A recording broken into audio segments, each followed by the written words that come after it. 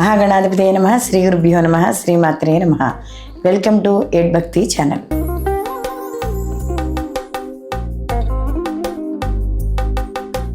ద్వాదశ రాసుల వారికి శుభాశుభ ఫలితాలు ఏ విధంగా ఉన్నాయి అనే విషయాన్ని మనం ఈ వీడియోలో తెలుసుకుందాం. సహజంగా మనం ఉగాదికి మనం నూతన సంవత్సరంగా భావించి మనము ఈ ఉగాది పంచాంగం చెప్పుకోవడం అనేది మనకి ఆచారంగా వస్తుంది. కానీ కొంతమంది ఆంగ్ల నూతన సంవత్సరంది కూడా ఏవైతే ఫలితాలు ఉన్నాయో, రాశి ఫలితాలు ఉన్నాయో అవి కూడా వాళ్ళు తీసుకోవడం అనేది జరుగుతోంది. కాబట్టి అలాంటి వారి కోసం ఈ వీడియో చేయడం అనేది జరుగుతోంది. అయితే ఇక్కడ మనకి కేవలం గోచార ఫలితాలు మాత్రమే మనం చెప్పుకోవడం అనేది జరుగుతోందంటే మనకి 2026 జనవరి నుండి మనకి 2026 డిసెంబర్ వరకు ఈ సంవత్సరం లోపు ఈ నిడిలో ఏవైతే గ్రహాలు యొక్క ప్రధాన గ్రహాలు అంటే ఎక్కువ కాలం ఒకే రాశిలో సంచరించే గ్రహాలు, దీర్ఘకాలికంగా మనకు ఉండే గ్రహాలు ఏవైతే ఉన్నాయో వాటిని ఆధారంగా చేసుకుని మనం ఈ ద్వాదశ రాశుల యొక్క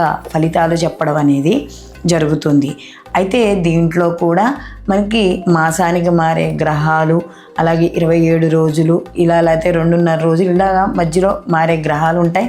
వాటి ప్రభావం కూడా ఈ ద్వాదశ రాశుల వారి మీద కూడా ఉంటుంది. అయితే దీర్ఘకాలికంగా ఎక్కువగా మనకి సంచరించే గ్రహాల యొక్క ప్రభావం కూడా ఉంటూ దానితో పాటుగా ఇక్కడ వ్యక్తిగత జాతక పరిశీలన కూడా తప్పకుండా చూసుకోవాలి. ఎందుకంటే గోచార ఫలితాలు కాబట్టి కొంతవరకు మాత్రమే ఫలితం అనేది ఉంటుంది. దీంతో పాటుగా వాళ్ళ జన్మ జాతకాల్లో జరుగుతున్న దశలు, అంతర్దశలు, వాటి యొక్క ఫలితాలని ఈ రెండింటినీ కూడా చూసుకుని అప్పుడు జాతక ఫలితాలు బేరేస్ చేసుకోవడం అనేది ఉంటుంది. కాబట్టి ఇవి కేవలం గోచార ఫలితాలు మాత్రమే అని గ్రహించాలి. మిథున రాశి వారికి 2026 సంవత్సరంలో శుభాశుభ ఫలితాలు ఏ విధంగా ఉంటాయి అని తెలుసుకున్నప్పుడు మనకి ప్రధాన గ్రహాలు అయిన శని, గురు, రాహుకేతుల్ని మనం పరిగణనలోకి తీసుకుని ఈ ఫలితాలు చెప్పడం అనేది జరుగుతుంది. అయితే ఈ సంవత్సరం వీళ్ళకి కానీ చూసుకున్నప్పుడు వీళ్ళకి శని భగవానుడు కేంద్ర స్థానంలో అంటే ఇక్కడ మనకి దశమ స్థానంలో కంటక శనిగా ఇక్కడ వీళ్ళకి చెప్పడం అనేది జరుగుతోంది. కాబట్టి కంటక శని వల్ల కొద్దిగా ఇబ్బందులు అనేవి, ఎందుకంటే రాజ్యస్థానంలో ఉన్నాడు కాబట్టి కాస్త వృత్తి, ఉద్యోగ, వ్యాపారాల పరంగా కాస్త ఎక్కువగా ఇబ్బంది పెట్టడం అనేది జరుగుతుంది. అధికారుల యొక్క ఒత్తిడి, చేసిన శ్రమకు తగిన ఫలితం లేకపోవడం, అలాగే ఉద్యోగాల్లో కూడా మార్పులు, లేదా ఇష్టం లేని ఉద్యోగాన్ని కష్టపడి చేయడము, ఇలాంటివన్నీ కూడా ఎక్కువగా ఇబ్బందులు పడడం అనేది ఉంటుంది.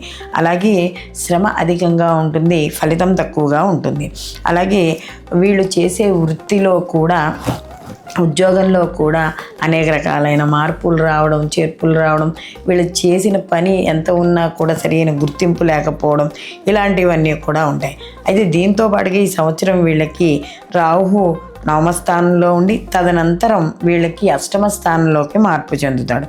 కాబట్టి ఇది కూడా వీళ్ళకి కొంత సామాన్యమైన ఫలితాలనే ఇవ్వడం అనేది జరుగుతుంది. కాబట్టి ఇక్కడ కూడా వీళ్ళకి శుభ ఫలితాలు అనేవి పొందలేరు. ఆర్థిక పరంగా కూడా కొంచెం ఖర్చులు అనేవి అధికంగా ఉంటాయి. అలాగే ముఖ్యంగా వీళ్ళు ఏదైనా ఆరోగ్యపరమైన విషయాల్లో కూడా సామాన్యంగా ఉంటాయి, కానీ జాగ్రత్తలు అయితే మాత్రం తప్పనిసరిగా వీళ్ళు తీసుకోవాలి. అలాగే ఇక్కడ గురువు వీళ్ళకి మాత్రం చూసుకున్నప్పుడు ఈ సంవత్సరం వీళ్ళకి ప్రథమార్థం అంతా కూడా వీళ్ళకి ఈ యొక్క మిథున రాశి వాళ్ళకి జన్మలో ఉండి తర్వాత వీళ్ళకి అంటే జూన్ తర్వాత నుండి అక్టోబర్ వరకు కూడా ద్వితీయార్థం అందులోకి వచ్చేటప్పటికి ద్వితీయంలోకి వెళ్ళమంటే కర్కాటక రాశిలోకి ఉచ్చక్షేత్రంలోకి వెళ్తాడు. ఉచ్చక్షేత్రంలోకి ఎప్పుడైతే గురువు మార్పు చెందాడో వీళ్ళకి ద్వితీయంలోకి కాస్త కొన్ని ఉడిదుడుకులు తగ్గుతాయి. ఎందుకంటే ఏ పని మనకి పూర్తవ్వాలన్నా కూడా మనకి గురుబలం అనేది చాలా అవసరం.